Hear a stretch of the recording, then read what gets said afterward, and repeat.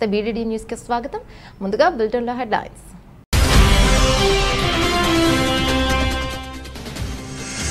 పాకిస్తాన్ లో డీఎస్పీగా హిందూ యువతి, ఆ ఘనత సాధించిన తొలి హిందూ మహిళగా మనీషా రికార్డు.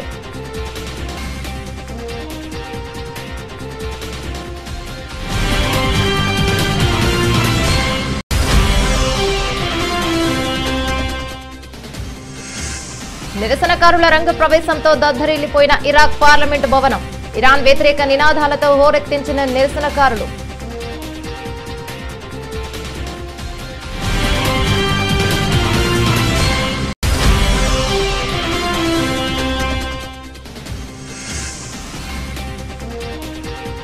చెన్నైలో నేటి నుంచి చెస్ ఒలింపియాడ్ ప్రారంభించిన ప్రధాని మోదీ.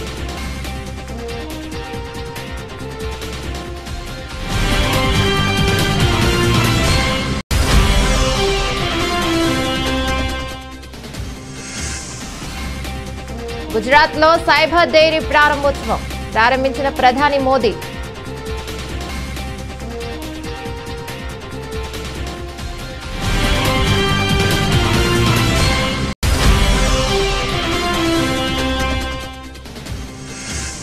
రాష్ట్రంలో విద్యుత్ ఉత్పత్తి వినియోగంపై సమీక్ష నిర్వహించిన సీఎం వైఎస్ జగన్.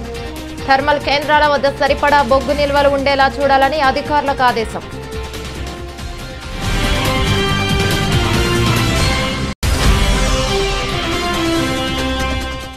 శుక్రవారం కూడా భారీ లాభాలతో కొనసాగుతున్న దేశీయ స్టాక్ మార్కెట్ 157 పాయింట్లు ఎగసి 17,087 వద్ద కొనసాగుతున్న నిఫ్టీ.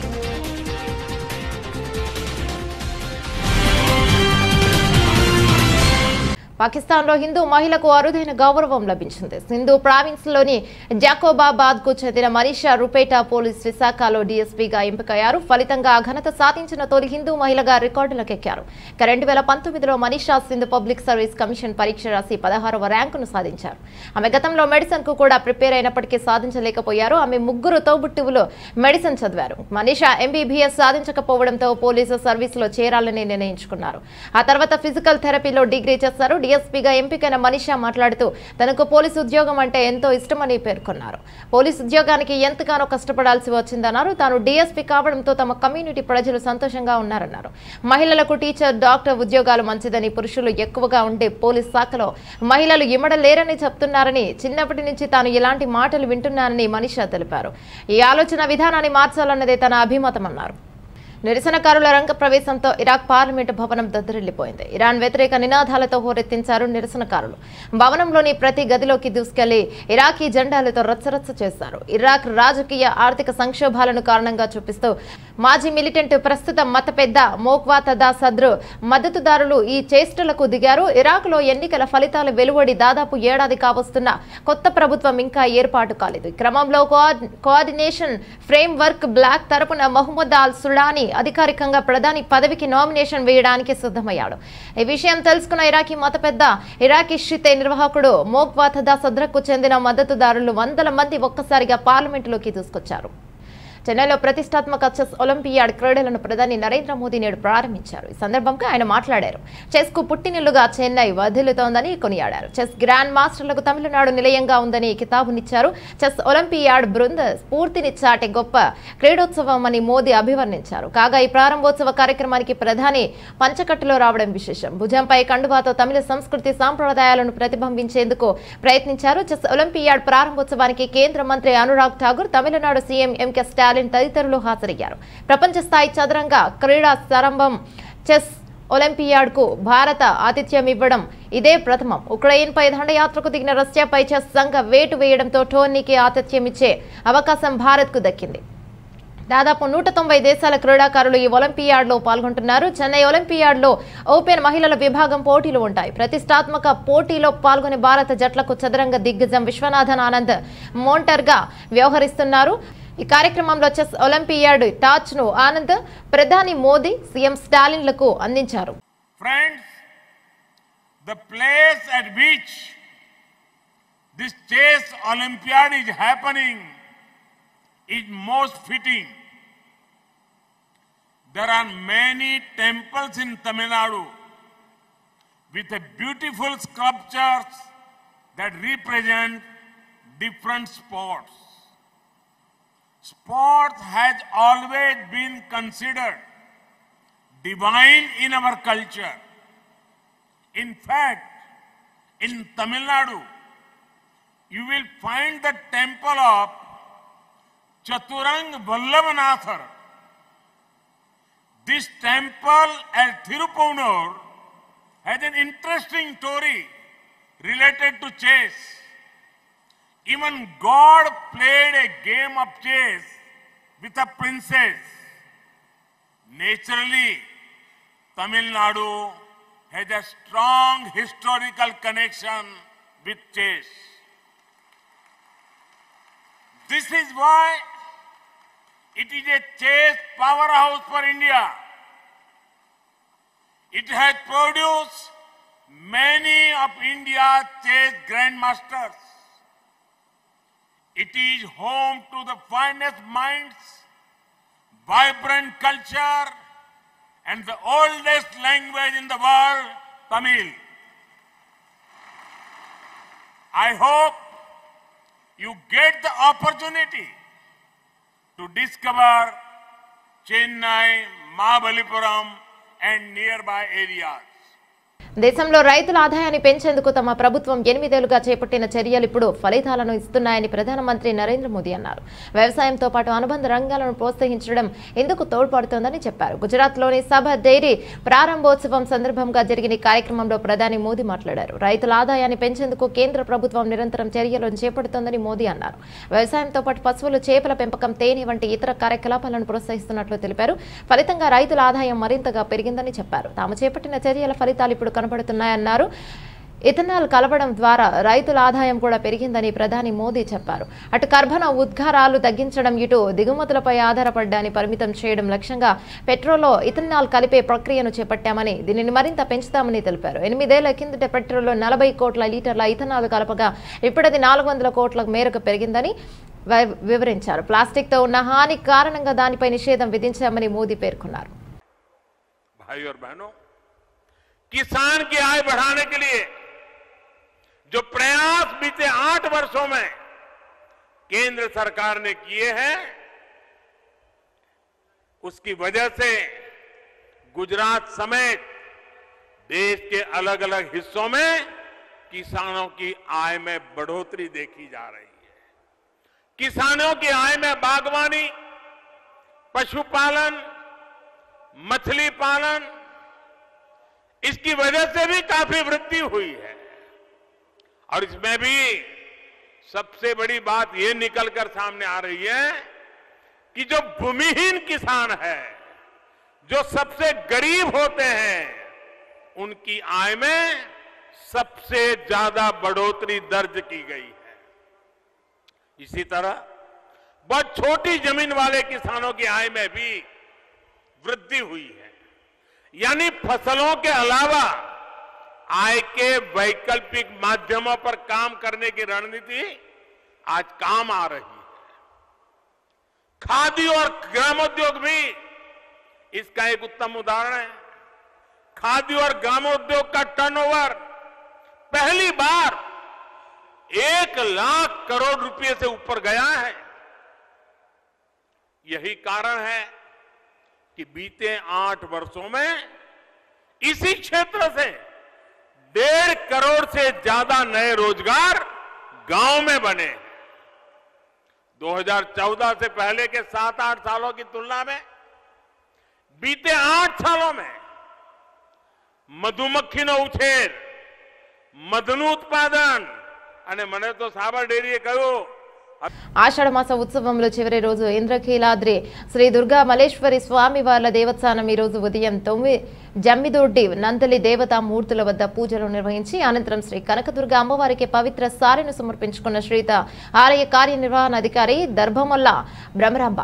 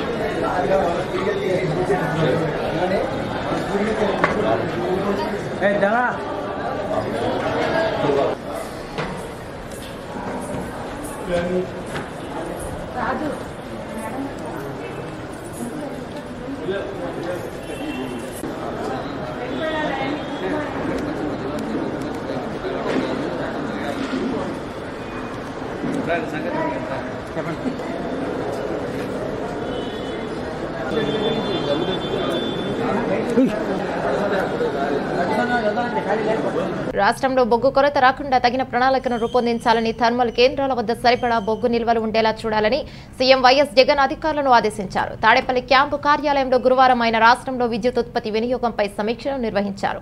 బొగ్గు కొంతను అధిగమించడానికి సులియారి బొగ్గు గని నుంచి ఉత్పత్తి పెంచడంతో పాటు సింగరేణి బొగ్గు గనుల యాజమాన్యంతోనూ సంప్రదింపులను జరపాలని ఆదేశించారు.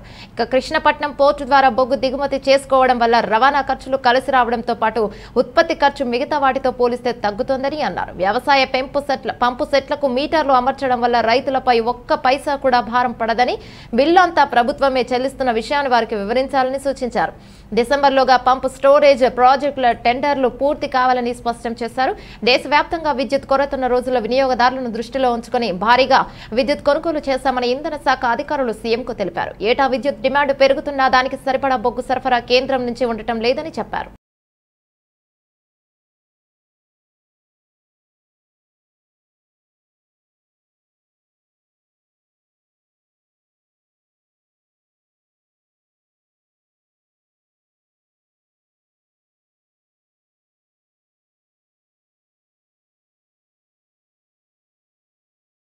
నంద్యాల జిల్లా బనగానపల్లి మండలం నందవరంలోని శ్రీ చౌడేశ్వరీదేవి అమ్మవారి జన్మదిన వేడుకలను వేద మంత్రోచ్చరణలతో సాంప్రదాయబద్ధంగా కన్నుల పండుగగా నిర్వహించారు.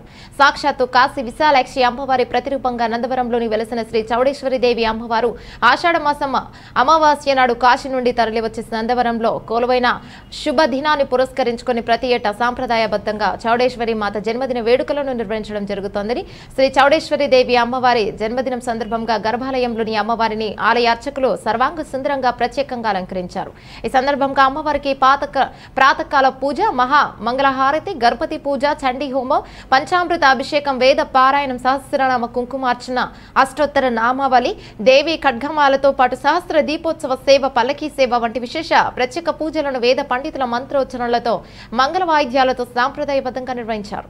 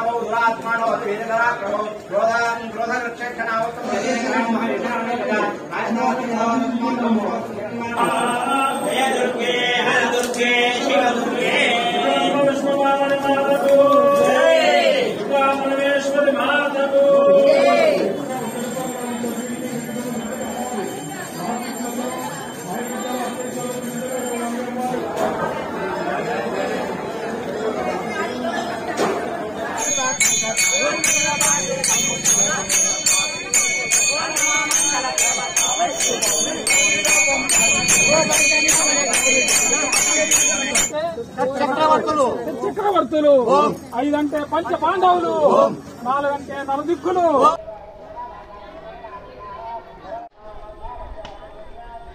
సెప్టెంబర్ 27 నుండి అక్టోబర్ 5 తారీఖు వరకు శ్రీవారి ఆలయంలో జరగనున్న శ్రీవారి బ్రహ్మోత్సవాలను 2 ఏళ్ల తర్వాత తిరుమాడ వీధిలో నిర్వహించనుంది. టీటీడీ కోవిడ్ కారణంగా గత 2 ఏళ్లుగా బ్రహ్మోత్సవాలను ఏకాంతంగా ఆలయం నిర్వహించింది. టీటీడీది ఈ ఏడాది అంగరంగ వైభవంగా బ్రహ్మోత్సవాలను నిర్వహించేందుకు టీటీడీ ఏర్పాట్లు చేస్తుంది. నిత్య కళ్యాణం పచ్చతోరణంగా బాసిల్లుతున్న తిరుమల కొండపై 7 కొండల వాడికి నిత్యం ఏదో ఒక ఉత్సవం జరుగుతూనే ఉంటుంది. ఇలా రమి ప్రతి ఏటా స్వామి వారికి 450కి పైగా ఉత్సవాలు జరుగుతున్నప్పటికీ ఏడాదికి ఒక్కసారి జరిగే బ్రహ్మోత్సవాలకు ఉన్న ప్రాధాన్యతే వేరు. స్వయంగా బ్రహ్మదేవుడే దివి నుంచి భూమికి దిగి వచ్చి స్వామి వారికి ఉత్సవాలు నిర్వహిస్తారని పురాణాలు చెప్తుండటంతో ప్రతి ఏటా టీటీడీ శ్రీవారి బ్రహ్మోత్సవాలను అంగరంగ వైభవంగా నిర్వహిస్తుంది. వెంకటరమణారెడ్డి గారు ఎస్పీ పరమేశ్వరరెడ్డి గారితో ఈరోజు మీటింగ్ చేయడం జరిగింది. బ్రహ్మోత్సవాలు సెప్టెంబర్ 27 తేదీ ధ్వజారోహణంతో మొదలవుతాయి. అక్టోబర్ 5న చక్రస్నానంతో ముగుస్తాయి.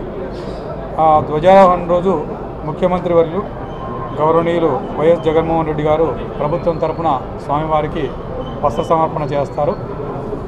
తర్వాత 1వ తేదీ గరుడోత్సవం ఉంటుంది. ఆ గరుడోత్సవం రోజే పెరటాసి మాసం 3వ శనివారం ఉంటుంది. అందువల్ల విపరీతమైనటువంటి రద్దీ వచ్చేటువంటి అవకాశం ఉంటుంది. ఆ రద్దీకి సంబంధించినటువంటి అన్ని వివరాలు కూడా ఈరోజు చర్చించడం జరిగింది.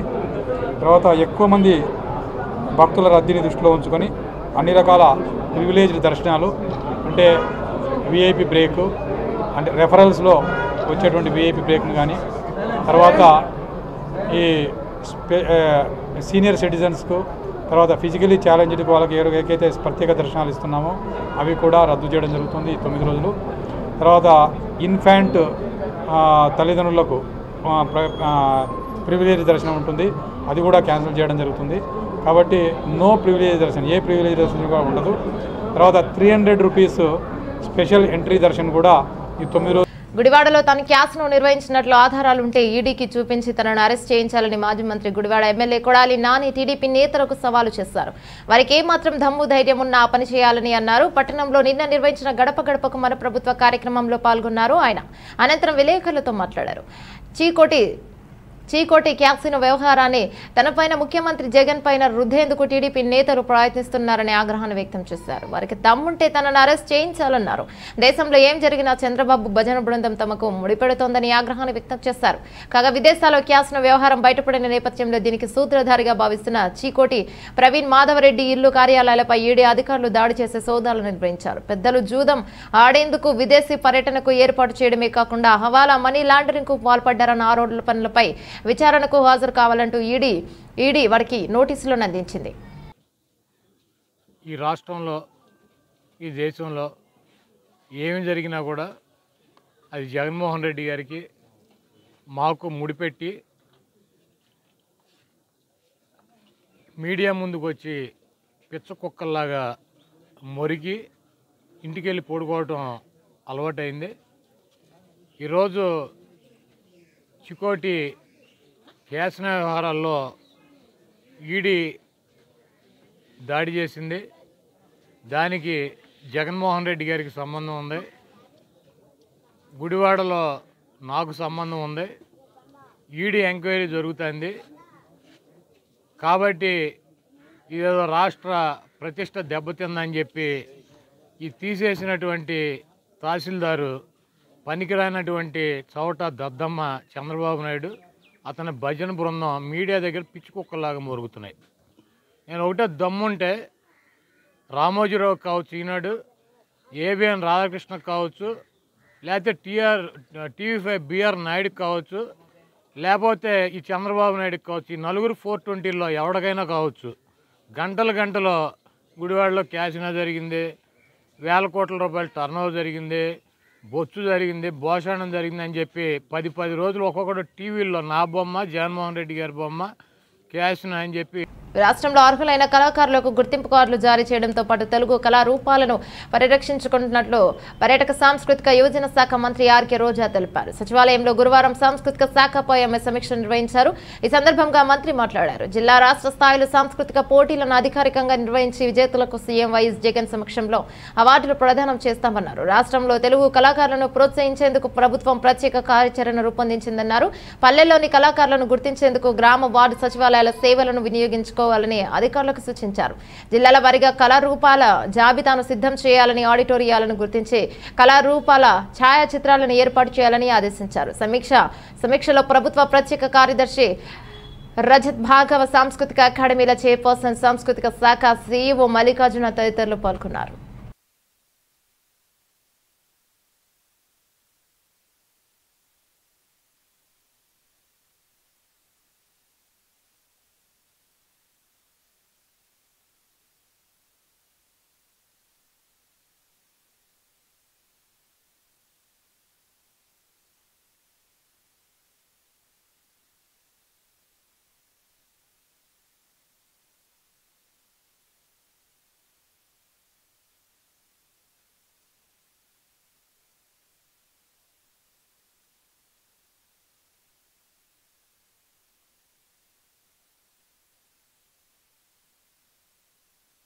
నంద్యాల జిల్లా చాగల్లమర్రి మండలంలోని వడిపెంట, చెంచుగూడెం గ్రామాలలో ఎమ్మెల్యే గంకుల జితేంద్రారెడ్డి గడప గడపకు ప్రభుత్వ కార్యక్రమంలో అధికారులు, కార్యకర్తలతో కలిసి పాల్గొన్నారు. ఈ సందర్భంగా ప్రభుత్వ పథకాలను ప్రజలకు వివరించారు. కార్యక్రమంలో మండల వైసీపీ నాయకులు, కార్యకర్తలు, అధికారులు, ప్రజలు పాల్గొన్నారు.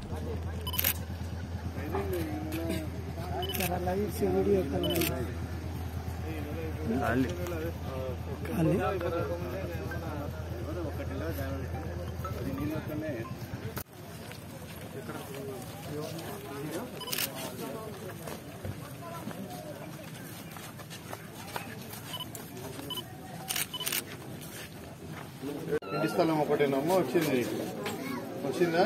ఇచ్చినారా పట్టా? నైట్ ఇల్లు కూడా శాంక్షన్ కట్టుకోవాలి చూడమ్మా. మరి దాంట్లో రైతు 40,000 విద్యా దీవెన అంటే ఎవరో పిల్లలు చదువుకుంటారు కదమ్మా. ఆ పిల్లడి కాలేజ్ ఫీజు 33,000 ఇచ్చిందమ్మా. కాలేజీలో పడుతుంది. ఇన్పుట్ సబ్సిడీ అంటే పంట నష్టం 3,000, వసతి దీవెన హాస్టల్ ఫీజు 10,000 వచ్చినాయి కదమ్మా. బాగున్నారమ్మా. ఏలూరులో ప్రజాశాంతి పార్టీ అధినేత కేఏ పాల్ మీడియాతో చిట్ చాట్. సీఎం జగన్మోహన్ రెడ్డిని దేవుడు దీవించాలని కోరుకుంటున్నానని అన్నారు. అప్పుల రాష్ట్రాన్ని చంద్రబాబు నాయుడు, నరేంద్ర మోదీ ముఖ్యమంత్రి జగన్ కు అప్పచెప్పారు. ముఖ్యమంత్రి జగన్ డబ్బులు లేకుండా నవరత్నాలను ఎలా అమలు చేయగలడు? ముఖ్యమంత్రి జగన్మోహన్ రెడ్డికి నాకు తమ్ముడు లాంటివాడని, ఆంధ్రప్రదేశ్ కోసం, ప్రయోజనం కోసం జగన్ తో నైనా చేతులు కలుపుతాను, చంద్రబాబు నాయుడుతో నైనా చేతులు కలుపుతానని, పవన్ తో నైనా చేతులు కలుపుతానని, అప్పులు లేని ఆంధ్రప్రదేశ్ ను చూడాలని అనుకుంటున్నానని వారు అన్నారు.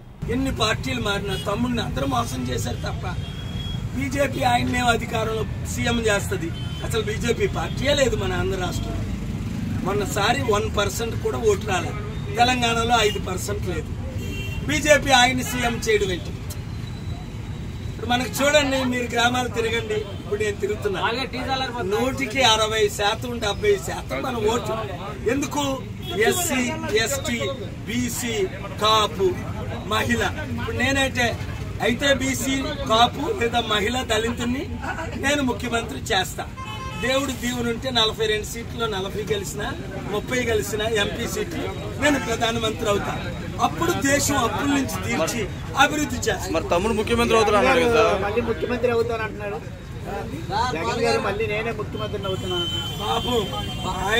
విశాఖ చేరుకున్న వైద్య ఆరోగ్య శాఖ విశాఖ ఇన్ఛార్జ్ మంత్రి 2 రోజుల పర్యటనలో భాగంగా ఈ రోజు సాయంత్రం గన్నవరం నుండి ఇండిగో విమానంలో విశాఖ విమానాశ్రయాన్ని చేరుకుంటున్న కుటుంబ వైద్య ఆరోగ్య సంక్షేమ శాఖ మంత్రి విడుదల రజని విశాఖ నగరంలో మనోరమ థియేటర్ దగ్గర వైఎస్ఆర్ అర్బన్ హెల్త్ క్లినిక్ ప్రారంభించడానికి విశాఖ విమానాశ్రయం నుండి రోడ్డు మార్గాన బయలుదేరారు వైద్య శాఖ మంత్రి రజని.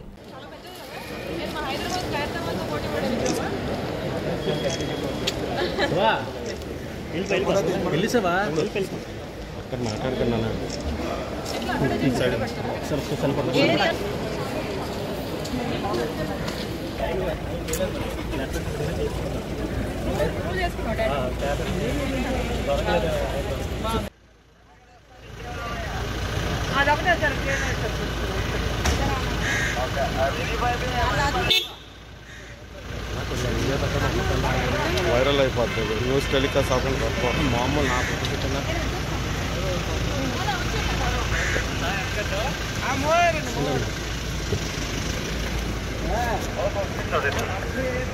ఇదే మంది అమెరికా టీవీ సిరీస్ మేక చియో హుడారి కొకోర్ ఆసక్తికర వ్యాఖ్యలను చేస్తారు. అంతర్జాతీయంగా ఫేమస్ అయిన జేమ్స్ బాండ్ పాత్రకు ఇప్పుడున్న ప్రపంచ నటుల్లో ఎవరు సరిపోతారన్న ప్రశ్నకు ఆయన రామ్ చరణ్ పేరు చెప్పారు. ఇటీవల కాలంలో పిఎస్ బ్రాస్నన్ తర్వాత డేనియల్ క్రేగ్ జేమ్స్ బాండ్ గా నటిస్తున్నారు. కాగా క్రేగ్ తరహాలో బాండ్ పాత్రకు న్యాయం చేసే పలువురి నటుల పేర్లను కోకర్ వెల్లడించారు. వారిలో రామ్ చరణ్ పేరు కూడా ఉండటం విశేషం. Idris Elba, Sope Dirisu, Matthew Goode, డ్రామ్సన్, ఇద్రిస్, రామ్ చరణ్ అంటూ ఓ జాబితాను పేర్కొన్నారు. ఆయా నటుల తనను ఏ చిత్రాలు ఆకట్టుకున్నారో కూడా కోకర్ వివరించారు. ఇద్రిస్ ఎల్బా గురించి అందరికీ తెలిసిందేనని, గాంగ్స్ ఆఫ్ లండన్ లో సోప్ నటన బేషుగ్గా ఉందని, ది ఆఫర్ చిత్రంలో మాథ్యూ గూడే అద్భుతంగా నటించాడని తెలిపారు. స్నోఫాల్ చిత్రంలో డామ్సన్ ఆకట్టుకోగా RR లో రామ్ చరణ్ మెరుగైన నటను కనబరిచాడని కితాబునిచ్చారు. వీరందరికీ జేమ్స్ బాండ్ ధరించే సవిల్లే రోజ్ సూట్ ధరించడానికి, వాల్టర్ PPK పిస్టల్ పట్టుకోవడానికి అర్హత ఉందని కోకర్ వివరించారు. టీమిండియా న్యూజిలాండ్ జట్లతో వరుస T20 మ్యాచ్లు ఆడేందుకు వెస్టిండీస్ సిద్ధమైంది. ఈ క్రమంలో భారత్ కివీస్లతో పోటీ ఫార్మస్ సిరీస్లకు 16 మంది సభ్యులతో కూడిన జట్టును ప్రకటించింది. ఈ మేరకు క్రికెట్ వెస్టిండీస్ జట్టు వివరాలకు సంబంధించి ప్రకటన విడుదల చేసింది. పరిమిత ఓవర్ల కెప్టెన్ నికోలస్ పూరన్ జట్టును ముందుండి నడిపించనుండగా రోమ్ పావెల్ అతడికి డిప్యూటీగా వ్యవహరించనున్నాడు. కాగా పూరన్ బృందం ఇటీవల స్వదేశంలో Bangladesh team India west one day series లో ఘోర పరాభవం మూటగట్టుకున్న విషయం తెలిసిందే. అయితే బంగ్లాదేశ్ లో T20 సిరీస్ లో మాత్రం విండీస్ అదరగొట్టింది. 3 మ్యాచ్ల సిరీస్ ను 2.0తో కైవసం చేసుకుంది. హిట్ మెయిర్ హుల్డర్ మినహా బంగ్లాతో తలపడిన అదే జట్టుతో టీమిండియాతో పోటీ ఫార్మాట్ సిరీస్ కు సిద్ధమైంది. సొంత గడ్డ మీద వన్డే సిరీస్ లో క్లీన్ స్వీప్ తో ఎదురైన పరాభవానికి బదులు తీర్చుకోవాలని భావిస్తోంది. దేశీయ స్టాక్ మార్కెట్ శుక్రవారం కూడా భారీ లాభాలతో కొనసాగుతుంది. సెన్సెక్స్ 500 పాయింట్లు పైగా దూసుకెళ్తగా నిఫ్టీ 157 పాయింట్లు ఎగసి 17,087 వద్ద కొనసాగుతుంది. ఇక ఫార్మా మినహా దాదాపు అన్ని రంగాల షేర్లలోనూ లాభాలు కొనసాగుతున్నాయి. Tata steel, SBI life insurance, Hindalco, Bajaj Finserv top gainers గా ఉన్నాయి. మరోవైపు మెరుగైన ఫలితాలను ప్రకటించినప్పటికీ డాక్టర్ రెడ్డీస్ 4% కుప్పకూలి టాప్ లూజర్ గా కొనసాగుతుంది. ఇంకా సిప్లా, శ్రీస్మెంట్, సన్ ఫార్మా, SBI నష్టపోతున్నాయి. అటు డాలర్ మారకంలో రూపాయి భారీగా పుంజుకుంది. ఇక 46 పైసల లాభంతో 79.39 వద్ద ట్రేడ్ అవుతుంది.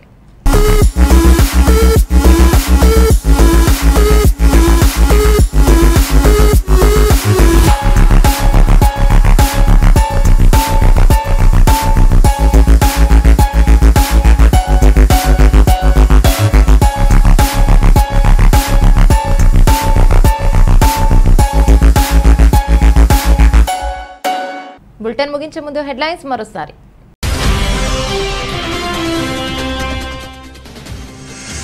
పాకిస్తాన్లో DSPగా హిందూ యువతి, ఆ ఘనత సాధించిన తొలి హిందూ మహిళగా మనీషా రికార్డు.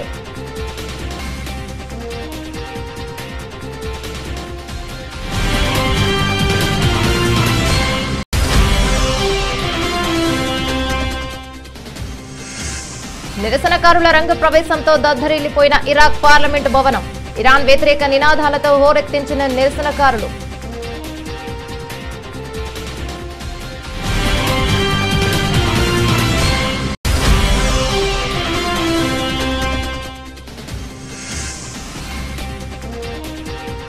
చెన్నైలో నేటి నుంచి చెస్ ఒలింపియాడ్ ప్రారంభించిన ప్రధాని మోదీ.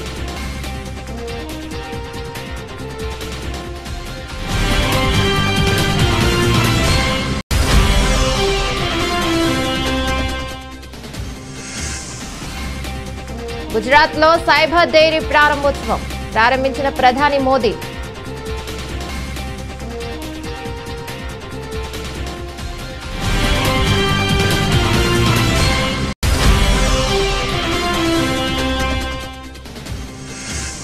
రాష్ట్రంలో విద్యుత్ ఉత్పత్తి వినియోగంపై సమీక్ష నిర్వహించిన సీఎం వైఎస్ జగన్. థర్మల్ కేంద్రాల వద్ద సరిపడా బొగ్గు నిల్వలు ఉండేలా చూడాలని అధికారులకు ఆదేశం.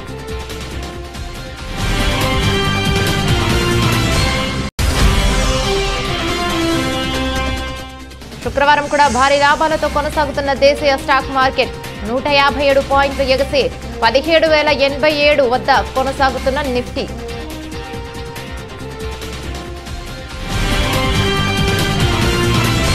ఇవి బులెటిన్లోని అప్డేట్స్. మరో బులెటిన్లో మళ్ళీ కలుసుకుందాం. అంతవరకు సెలవు. నమస్తే.